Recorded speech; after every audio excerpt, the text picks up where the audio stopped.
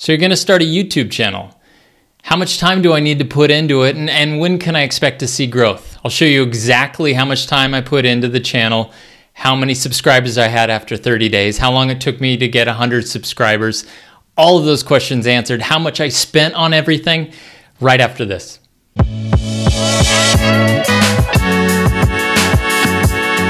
First things first, at the end of 30 days, I had 60-something subscribers, and you'll see it right here. I'll break it down day by day. Day one was not publishing a video. Day one was deciding to start a YouTube channel. Day 25 is when I published my first video, and I published 5 at a time. Okay, so day one all the way up to 25 was creating content, filming, writing scripts, editing, acquiring different things like lights and microphones and tripods. I'm using plurals. I only got one of each of those things. I'll also show you exactly what my studio looks like. I'm using the term studio loosely. This is my office. I work from home. I also shoot YouTubes from home after I'm done with work. So what that looks like from this perspective, why I chose the things in my background that I chose, how much everything costs. Yeah, I'll just try and be open and honest and share my experience up to this point. So why do you want to start a YouTube channel? For me, I wanted to start it because I have some information I think would be helpful to other people. I think it would be fun to make videos about it. It has been fun so far. And if I can actually grow a following large enough to get paid by YouTube or by the advertisers on YouTube to put content out, then great, that I'm making money doing something that I think is fun. My hope is that I'm making content that people like. The reality of it is I'm probably putting out a lot of content that not a lot of people care about, and I'm going to learn from that. I know my most viewed video is about a vacation in the Maldives and getting 90% off and how to make that happen with credit cards. And my least viewed video is probably about taxes or something on your tax return or HSAs or something along those lines. I think the financial stuff is super interesting. I also think the travel is super interesting. So I have to figure out what my niche is, what the audience is going to respond to, and how to sort of mesh those two things. In this video, I'm going to walk you through my process, what it looked like on day one, all the way to day 30, how long it took me to hit 100 subscribers, where I'm at currently. I think I'm at 108 right now or 109, and how much I spent to get it started.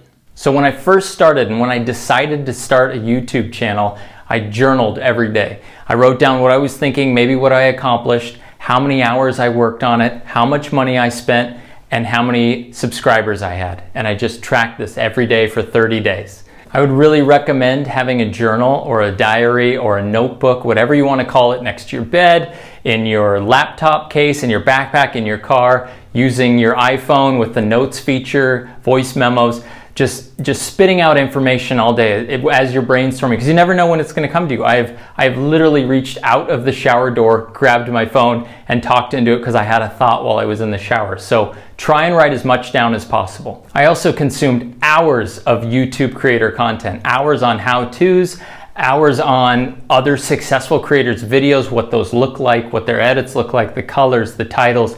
I was involved in YouTube religiously for these first 30 days. And I'm already a fan of YouTube, but I didn't watch TV, I didn't watch Netflix. It was all YouTube as much as I could get. Day one is when I decided to start a YouTube channel. Day one is not when I posted my first video. I think it's important to call out the amount of time that it takes to generate an idea, film a video, and put it out there. So I put out my first video on day 25 after I decided to start. So day one, 0 followers or subscribers.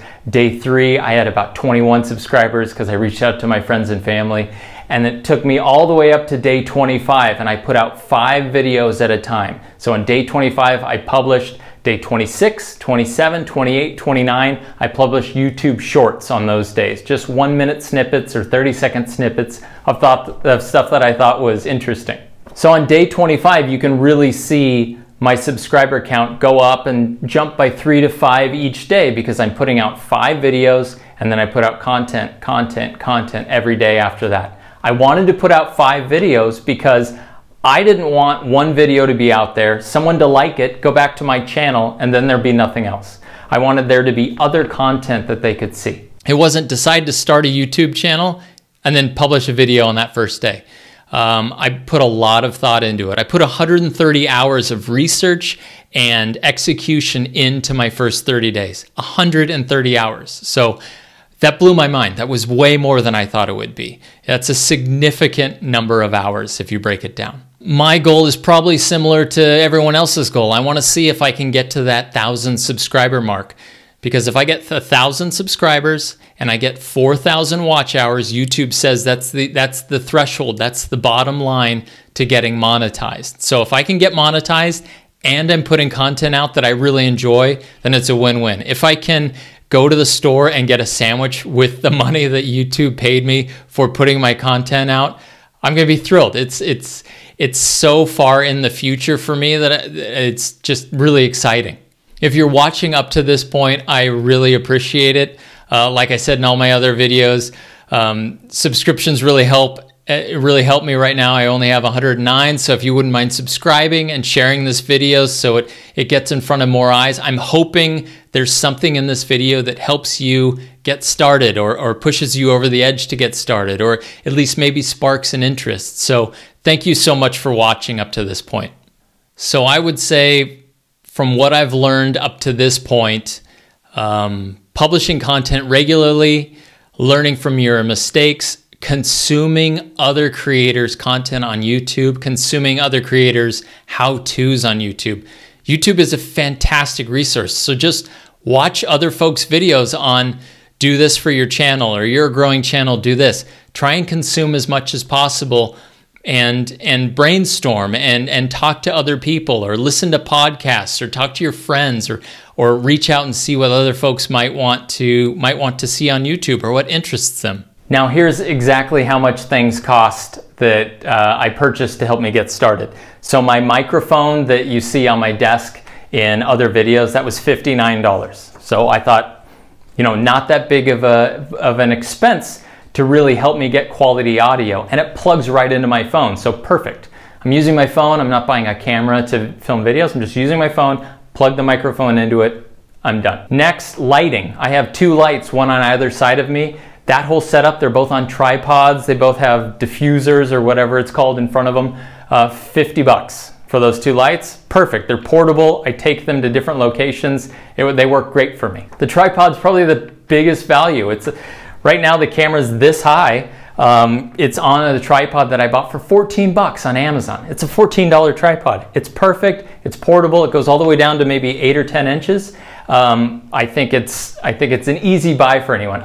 Again, all this is linked in my description below, so you can see it yourself. I also needed a USB adapter for the microphone. I needed to be able to plug it into my phone, so a USB to a lightning adapter. That was an Apple product, so it was 29 bucks. Had to sort of bite the bullet on that one. It was more than I would have liked to spend, but I'm sure there's others out there, but that's the one I got. And then I got a fake plant for my background. I wanted a splash of green behind me. You can't see it right here, but I'll show you. It was 44 bucks on Amazon. Again, that might seem expensive right now, but 44 bucks for a plant that's 6 feet tall is a heck of a deal. It's really difficult to find big plants cheaply. And this is fake, so I don't even have to water it. I got another lightning to 3.5 millimeter adapter for this microphone here, which was a gift, so that it can plug into my phone. That was 8 bucks.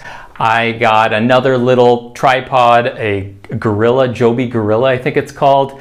That was $32, so I can put my phone in different various locations when I'm traveling. And then I got a gimbal, which is something that holds your phone steady when you're walking or doing shots where you might be going up and down steps, or it's usually shaky.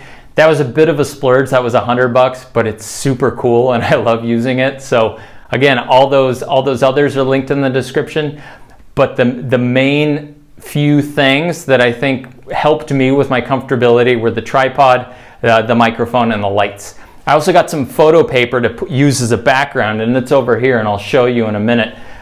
It helps with separating the background from my face, so I can take a photo of myself and cut myself out and use me as an element on my thumbnails for putting videos out. So I took the phone off the tripod, and I'm going to show you sort of my studio. Here's that photo paper I was talking about. It's just gray. It's, I think it's number 60. It's something gray, number 60. Again, I'll link it below. But I got a bunch of it, and it's just taped up to my wall with painter's tape so it can come down easily.